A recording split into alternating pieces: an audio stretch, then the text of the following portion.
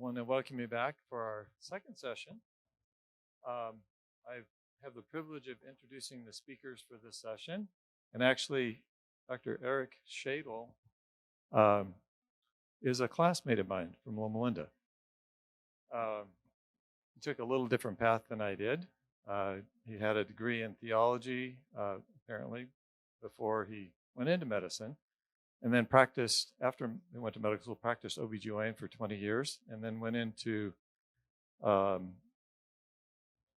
more like healthcare administration type business. For the last 11 years, he was hired at South Denver Hospital in Centura Health. And him and the director of the program there for spiritual care, Cynthia Stark, who has been working there for the last 10 years, will be presenting our topic this time. Thank you.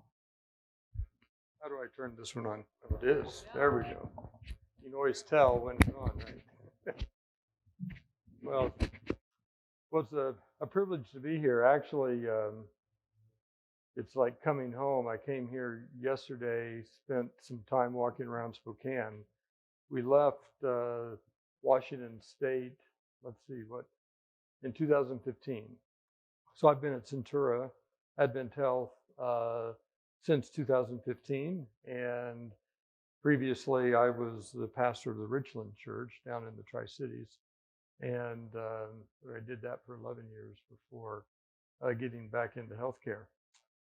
So it's interesting to be able to connect with somebody that we went to med school together, and that was back, we graduated in 1982. And so that gives you an idea how old I am and why should I be up here? I should be retired, right? So any rate, what we're here, Cynthia and I, when Cindy Williams asked me to speak, I told her what we would be interested in doing. And when they accepted that proposal, I said, well, could we bring Cynthia Stark? Because she actually does what I talk about. And so she's the director of basically spiritual care in the outpatient setting. And think about, in healthcare, we have chaplaincy program in many of our hospitals, certainly in faith-based hospitals. And so Advent Health thought, we need to do some spiritual care in outpatient settings. We have no program for that. And we can't afford a chaplain at every facility or 2 or 3 facilities. So they developed a program, and it's called Clinical Mission Integration. And all that really means is that it's spiritual care in outpatient setting. And she's the director of that program. She reports to me. And they're in 110 clinics in Denver Metro in our system. So that's a lot of docs and a lot of nurses and a lot of staff that her specialists that report to her actually see and do that. So that's kind of what it is. My background is, you've been able to piece together. I say I have career ADD. Maybe I need mental health. Maybe there's a supplement I need to take. I don't know. But so I went to Andrews, graduated with a degree in theology, and then but went to Loma Linda for med school, because I also took some pre-med sciences to be able to do that. And then and after several years, over 20 years, I became obstetrician gynecologist. I had a Navy scholarship at Loma Linda, went to Bethesda Naval Hospital to get my OBGYN training. They sent us to the Philippines. We have 3 kids by the time we went to the Philippines. The youngest was 6 months. And that was a long flight with 3 little kids. But and when we got there and we're driving from Clark Air Force Base to Subic Bay Naval Base, our middle daughter, who just had twins 3 weeks ago, she said, "This isn't like home, Daddy." as we drove through the Philippines to get to the naval base. But at any rate, so then for starting around 2010, I started having this feel of a call actually into pastoral ministry, and I really struggled with that. Took me 5 years, but one question, and the question was, if money were no object, what would you do? And I kind of got sweaty, worried about it, but I knew what I had to do. Process that with my wife, and sold my practice. Did not know where I would get a call, and ended up getting a call to Richmond, Washington, and I stayed there 11 years until I got the call to Centura.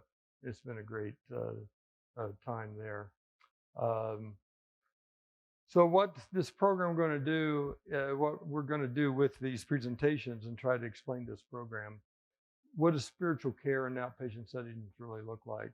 It's really spiritual care in general, and trying to answer the why, the what, and the how that you deliver spiritual care. Because if you really think about it, in healthcare, we do not really believe in whole person care. We talk about it. Loma Linda talks about it. And I was just back at Loma Linda for a couple things last weekend. I go there regularly just with my job, with ethics, etc. But we really don't believe that spirituality impacts health. And it's hard to make the argument to a CEO who needs to cut $2 million from the hospital budget that year that we need X number of chaplains. And how do you know how many chaplains you need? What are they doing? What does all this look like? And does it really impact health? And so I just want to, I'll try to be brief. I think I only have given you half hour. I think I have about 15 minutes to get through this now. But I want to go to the creation story to give us a understanding. Oh, my story. There's a bunch of pictures of my family, and I can tell you about them later. So the creation story, we look in Genesis 2:7. Then the Lord God formed the man from the dust of the ground. He breathed the breath. There we've got the Hebrew word and the Greek word there. This breath, if you Google definition of life, you will find how difficult it is to define life. If you're in an ICU at the end of life, you understand how difficult it is to define life. Is life there just because you're breathing? Or we're breathing for you? I would say it is if I'm breathing on my own, because I believe that's the breath of God. But if it's through a ventilator, I'm not so sure. I'm not against that. I'm not saying that. I'm just raising the issue of spirituality. So the very core of spirituality is the breath of God that otherwise would just dust. That means that every living being on this planet is a spiritual being. We say mind, body, and spirit. We are spiritual. And we need to address that side of life, would be my contention. And so we spend some time in the creation story just on the first two chapters. Just look at Genesis 1-2, but actually, if we expand it to 3, I think you can come up with about 10 to 15 easy. We've got 10 principles of relationships. I think we miss the point when we get into geology and look at Genesis story and talk about the age of the earth, etc. I don't think that's the point. And I'm not speaking against, certainly not speaking against that. But I'm not saying that I don't think that's the point. The point of the Genesis poem is that we were made for relationships. And there are many principles of those relationships that we find that God has prescribed for us in Genesis 1 and 2. So you have the human God aspect of our relationship, and fear starts coming in when that's broken. You have human relationships, and blame starts coming in, and triangulation and all kinds of unhealthy behaviors. Human and the got nature, the world around us. That's the work, the physical health we think about. That's the childbirth changed a lot as an obstetrician. I can guarantee that I understand a little bit. Not as a man, I can understand it like all the women here, but I certainly have been present and had the honor for over 5,000 deliveries. So things are different, and we have a relationship with those things. And then human and self. What is that relationship? I would talk in the Genesis story, it's about they knew when they were naked. They weren't naked before. See, we want to hide, and that's the problem we have there. We want to hide from ourselves, and we don't want to be transparent. And that gets in the way of a lot of relationships. So just briefly to look at these 10, and I just due to time, I'm not going to unpack them, but you could look those up. Genesis 2:20, 2:21, we're interconnected.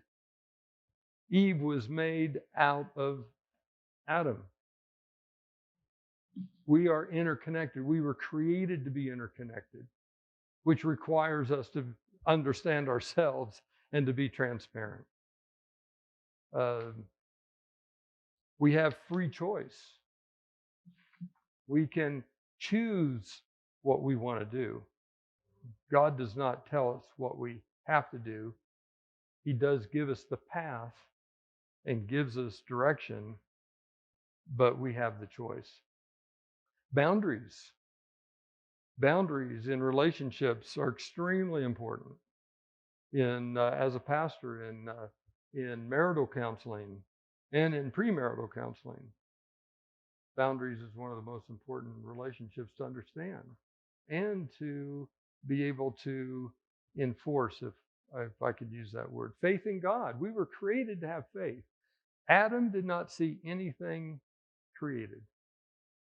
He didn't even see Eve created, and the same with Eve. We were created for faith. To trust one another. When we don't trust is, Stephen Covey, the son of Stephen Covey, wrote a book, The Speed of Trust, and talking about leadership and in big organizations. Advent Health has 80,000 employees. It's a pretty big organization, 10 states, 50 hospitals. It's a huge organization, and it can get bogged down. Where we're at, Centura has 21,000 employees. They're in Denver, Kansas, and now they just bought some hospitals in Utah. So we can only go as fast in the strategies and the things that we implement based on trust. And when we have a team that trusts one another, it goes much, much faster. In fact, this joint operating agreement that we're part of right now, and we're on the Advent Health side. The other partner is Common Spirit, which has 150 hospitals, is a $60 billion company. It's a Catholic company that is the largest nonprofit in the U.S. And it's breaking up. It's been there for 26 years. It's breaking up because of lack of trust.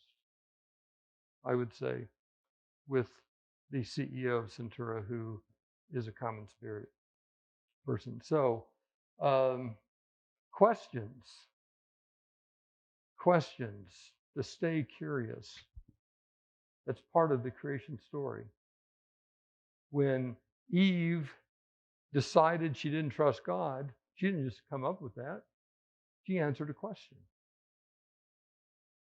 She took that question, made sense to her. She decided she needed to answer it, and she said she's not going to trust God. When God came back, what did he do? He didn't do what most pastors would do, is preach and say, you need to do X, Y, and Z. And that's why we get up every Sabbath to get up and preach and say the way it is.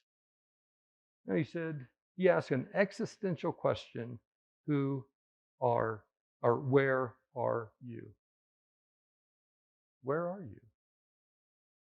I would pose that nobody ever changes their mind unless they've asked themselves the question.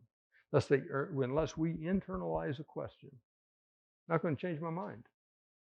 We were created not to change our minds easily.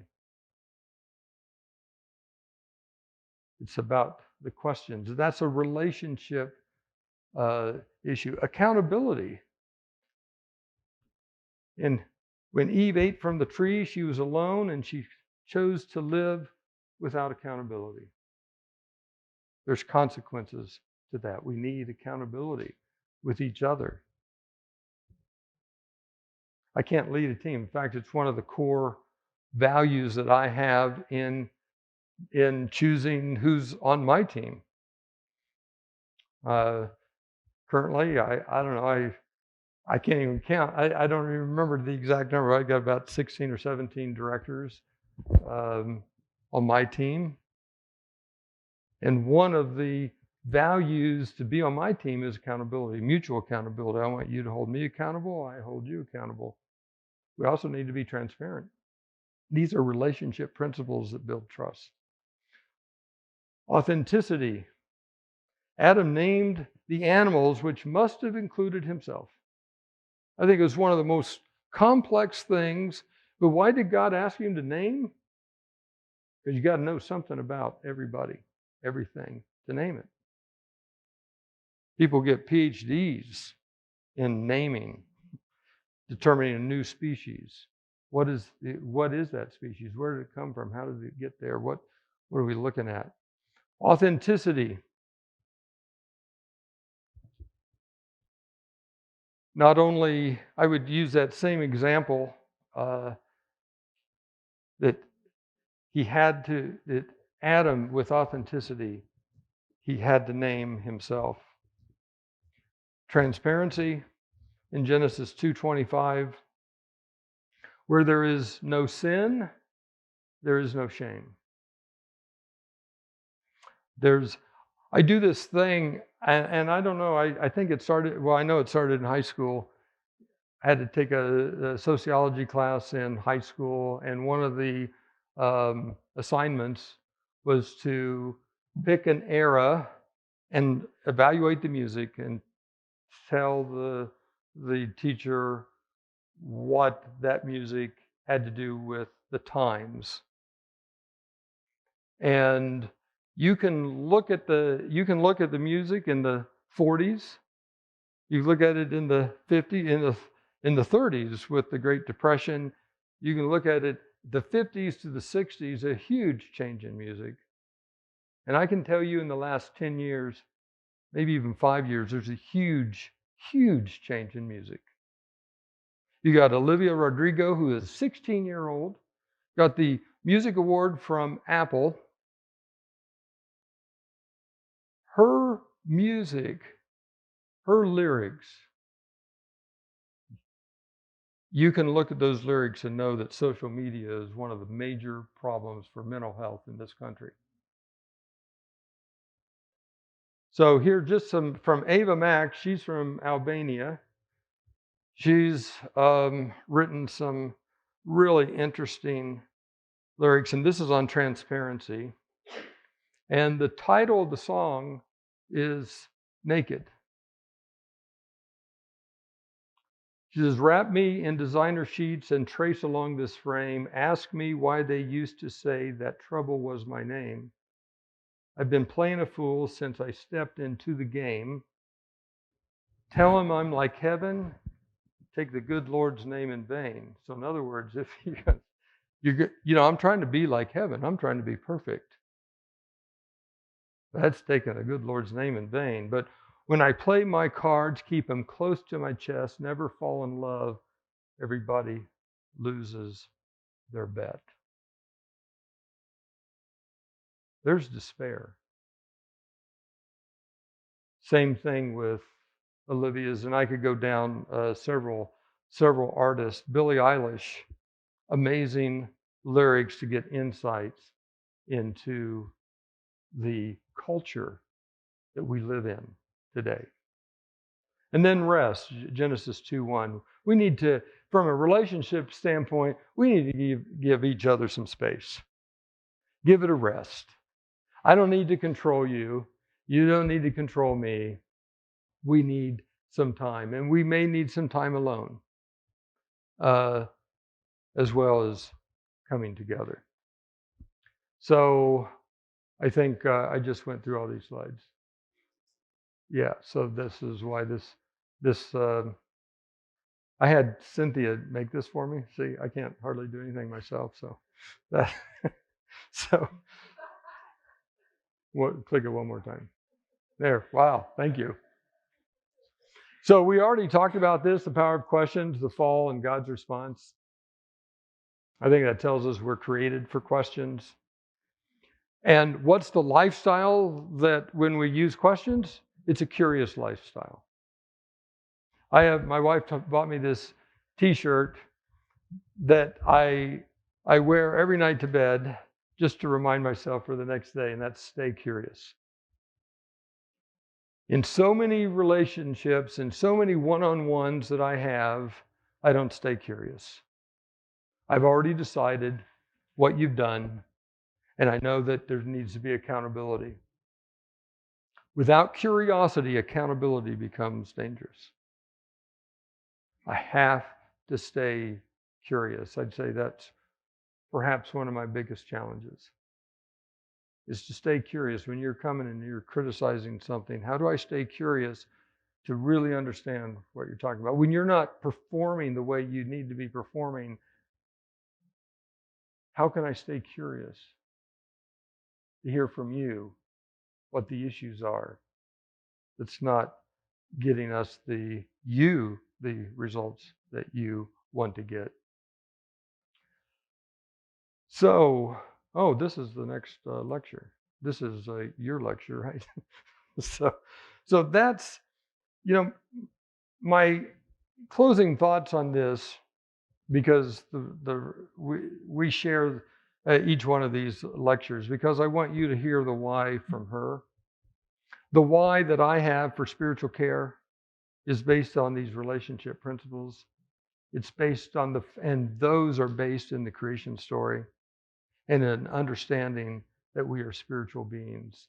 And unless we pair spirituality, addressing your spiritual needs, then I don't think we can ever truly be successful at delivering, at helping to be a part of the process of healing the whole person.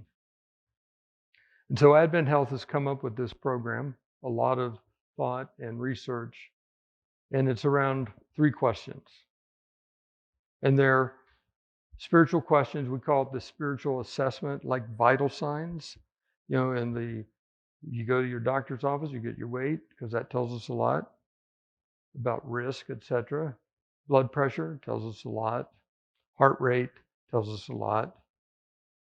What about spirituality? Well, maybe if we just go to Galatians, we go to God's book, and we look at the fruit of the Spirit, those are the vital signs of spirituality. And so we ask every patient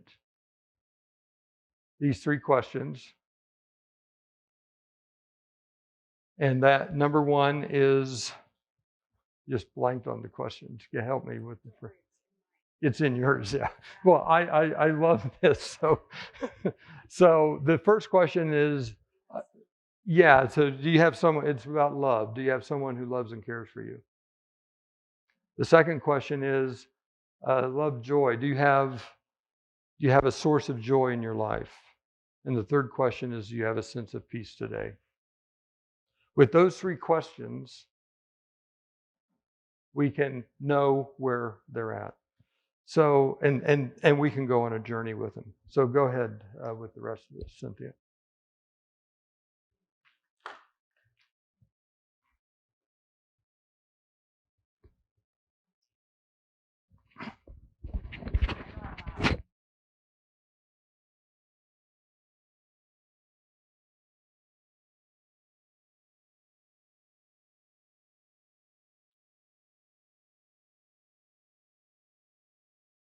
Okay, can you hear me? Okay, I'm really loud, so I'll try and not be too loud because I have a microphone on.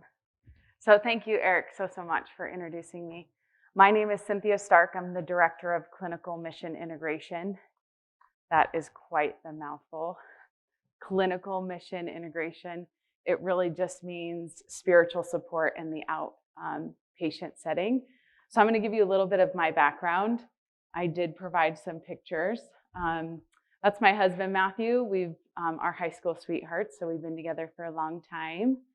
We have 4 beautiful children, Merrick, Monica, Michaela, Mila, all M's. It was not intentional with the first 2, and then you just had to keep it up. So it is what it is. And then I have a beautiful picture of my mom and my sister's in the back. She came to support. She's got her phone up. Her name is Jessica. And then the picture that's kind of dark is my sweet kiddos in front of our Christmas tree. They're in their Jesus jammies. And my 4-year-old goes, Mom, I've got my prayer hands. And so I had to snap a picture. So this is some of my life's purpose. And you can imagine I'm pretty busy. But when Eric said that we were going to talk about spiritual care in our program, I jumped at the opportunity. I felt so honored that he would ask me to talk about something that I'm so passionate about. And then thank you, Cindy Williams, for all your work in putting this together. It's really, really kind of you. So I've been in healthcare for over 10 years now, and I was the director of operations. So I was overseeing all of our clinics that were dealing with occupational medicine. I had all the providers roll up to me, all the staff. It was crazy work, the ins and outs of life in a clinic, serving all these patients. It was wonderful. However, I met Eric Shadle about 6 years ago, and he was doing a program, and I said, I gotta work with this guy.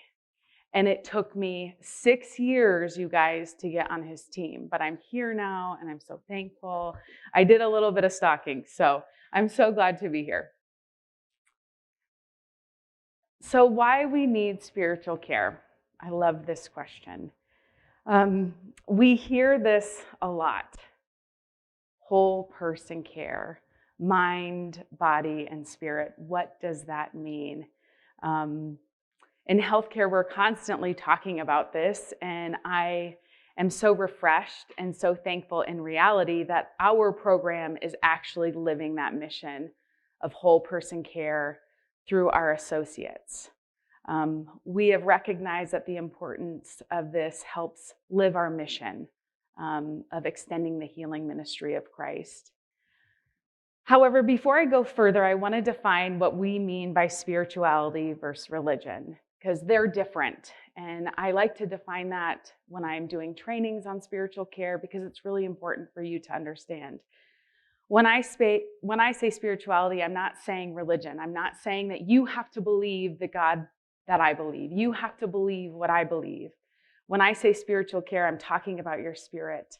As Eric said, God breathed life into us. That is our spirit. That is what fills our soul. What is our meaning and our purpose? And those can be defined in Galatians 5:22, the fruit of the Spirit, love, joy, and peace. So we ask ourselves, our patients, and our staff, Do you have someone who loves and cares for you? Do you have a source of joy? And do you have a sense of peace? I would like to take a minute for all of you to think about these basic human needs, what your life and purpose is. It's different for all of us. And I want to go around. I know there are going to be some brave souls in the room. What brings you life, meaning, and purpose? Do you have someone who loves and cares for you? What's your source of joy? And do you have a sense of peace? You can share one of those. You don't have to share all three. Anyone? I will call on you if you don't respond. Thank you, sir. Lord Jesus Christ brings you lots of love, right? Absolutely. Yeah, that's beautiful. Thank you. Yes, ma'am.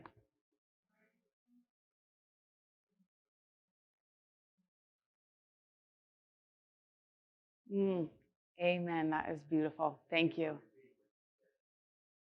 Sorry. Did you hear it? Oh, absolutely. Say it again and I'll say it with you.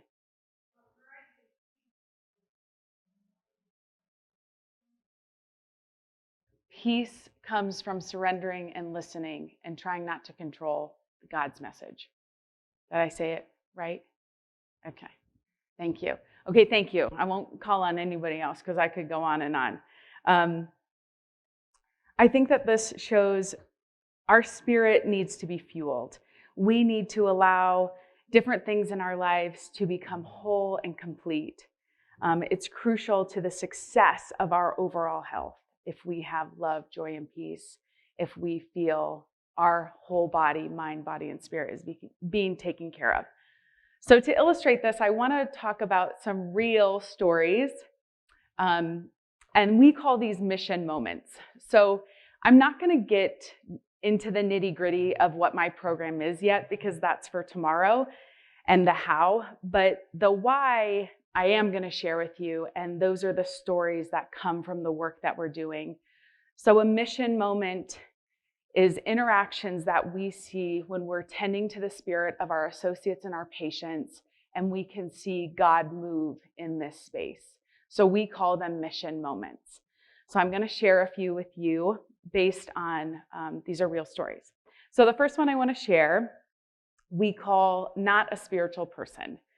The first story is my CMI specialist, so my clinical mission integration specialist, and this is a moment she had with one of our medical assistants. I've been meeting regularly with an associate that has been struggling over the loss of a close friend. Over the last few months, she has shared how difficult it's been for her to feel any joy. She has struggled with an overwhelming sense of anger. Her friend was young, kind, and loving. Why should a person like that have to face death? She often asked. From the beginning of our conversation, she was polite but firm about the fact that she was not a spiritual person.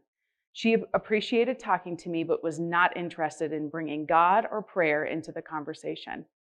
Last week, I stopped at her desk to see how she was doing. It was not the usual time that I stopped by. I had just been there a few days before but had missed her. I was at the clinic nearby and felt impressed to stop in again to see if I could catch her. She looked surprised and immediate tears sprung to her eyes. She said she had been listening to a podcast on finding peace and had spoken to her, and she decided that morning that the next time she saw me, she'd ask if we could pray together. It was an honor to sit with her and ask for God's peace to fill her in her time of grief. This mission moment happens because we're listening for direction and allowing God to fill the space without pushing an agenda. You don't have to believe the same as me to bring Jesus into the space. I can bring him there by how I show up and how I tend to her spirit as she needs. The next story I would like to share with you is from a CMI specialist, clinical mission integration specialist, and a nurse practitioner. Here it is. I was at a primary care clinic several weeks ago. I'd been there a while checking in with staff and was about to head out. the nurse practitioner walked up and handed me a sticky note, and it said, "I know you're on your way out. Please keep him in your prayers." And the note simply said, "My son." I said, "Oh, absolutely, but do you need a couple of minutes to chat? I have the time." She accepted, and we stepped into a vacant office. This was one of those reminders that people are sometimes so starved for a compassionate presence. All I did was thank her for letting me know about her son as we sat down, and all the tears came immediately for her. She shared about her son's struggle with mental health as well as his contentious relationship with his dad, and she felt helpless and completely caught in the middle. I just listened to her and affirmed how much she loved her son. She was in a caregiving role in every arena of her life. Of course, she'd feel overwhelmed. I prayed for her son and for her, and then we walked through some additional resources available. It's an honor to be present with people like this and witness their stories. Where was this nurse practitioner's sense of peace? Where is her sense of joy? She is tasked to go to work and care for all of her patients, but yet she is broken. And she needed someone to just listen and just sit in the horrible space she was in with her. This next story is called "No One Has Ever Asked Me That Before." This story gets me every time because it shows how hard our society has made it to just love people. And you don't know me, but I am a crier. And Eric knows that, and my beautiful sister knows that. So bear with me on this one, okay? Okay. All right. So this is a CMI specialist with a medical assistant. I met with an MA that was struggling to find the joy she'd once known in her work and in her personal life. She was well loved by every member of her team, but recently she had been distracted and distant at work. As we talked, she began to open up about her personal life. In addition to balancing the pressures of work and school, she was studying to complete her undergrad and pursuing an MD. She recently made some major decisions in her personal life. She shared that she had asked her partner of over 4 years to move out. While she wholeheartedly believed that it was the best decision for them both, feelings of grief and uncertainty were plaguing her. She felt like a bad person for asking her to leave. She was worried about her partner financially. We talked about being at peace with her decision and about how to let go of the aspects that were not within her control. She shared that although she loved her family deeply, they were not a source of support right now, as they could not come to terms with her same-sex relationship. Her spirit seemed to lift a little as we spoke, and she said that just sharing her concerns out loud had been helpful. As we prepared to get back to her shift, I asked if she would allow me to pray for her and her ex-girlfriend. She paused briefly, but then said yes. As we prayed, I asked God to remain present with her and carry her through this season. I thanked him for being a source of support and comfort, no matter what her circumstances are. As I looked up after closing, I saw there were tears in her eyes, and I immediately said, "I hope that was okay to pray for you." She nodded and said, "It was. Nobody has ever asked me that before. I just assumed you wouldn't pray with me because you know of my lifestyle." My heart ached for her, and I said I was honored that she shared her story with me, and I reminded her that God has promised to be present for all of us all the time, no matter what. I'm grateful God allowed me to be present for her during her time of grief and uncertainty. No one has ever asked her that before. Can we pray together? Can I pray for you because of her life choices, her decision? We're called to love everyone. It's not my job to judge. The power of this mission moment gets me real good because my CMI specialist and I had our one-on-one a few weeks before. And this CMI specialist, her name is Amy, and she said, "Cynthia, I really want to pray more. I want to feel God leading me when I am uncomfortable to ask, can we pray? Can I pray for you? Would you like to pray?" And if Amy had not leaned into that uncomfortableness, she wouldn't have given this woman a spiritual gift that she'll now have forever. I'm pretty proud of myself I didn't cry. So I want to share my own personal mission moment. When I first started this position, I was having neurological issues, and I had just had my 4th baby. So my body going up and down, just I thought was norm. I was just trying to adjust to having a 4th baby, but boy, was I wrong. I went in for emergency testing, and I remember telling Eric, it's going to be fine. I'm bringing my laptop. I'm sitting in our own hospital. And as I was waiting on the results, in a moment's notice, my peace was gone.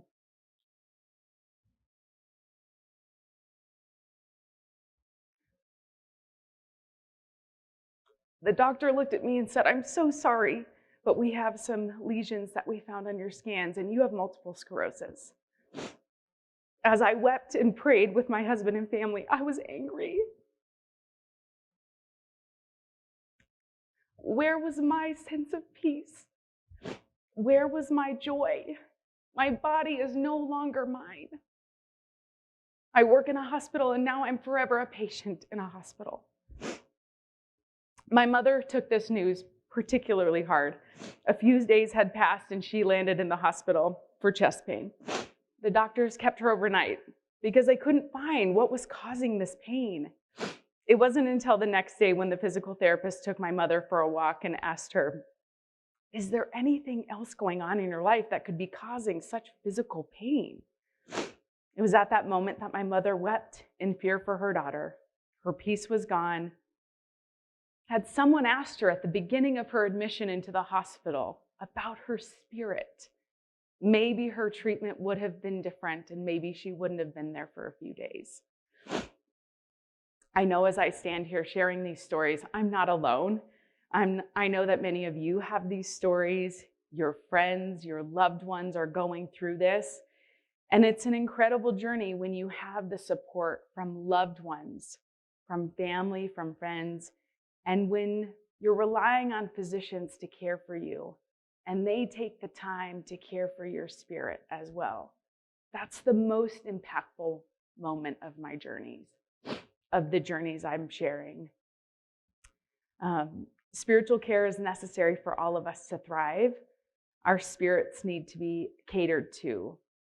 Our CMI program shows that you do have time for your associates and for your patients to be well taken care of. We're building relationships. That's what we're doing because people matter. We're leaning into whole person care because it matters.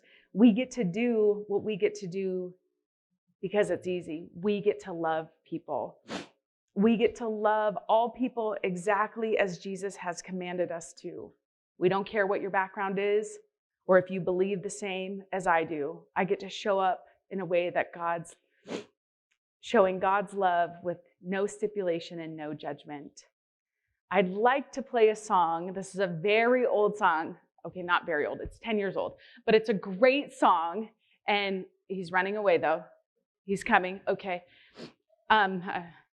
Technical difficulties. So this is called Proof of Your Love. And I'm just going to play this one part because I think it completely connects why spiritual care is so important. And now we'll let him play that.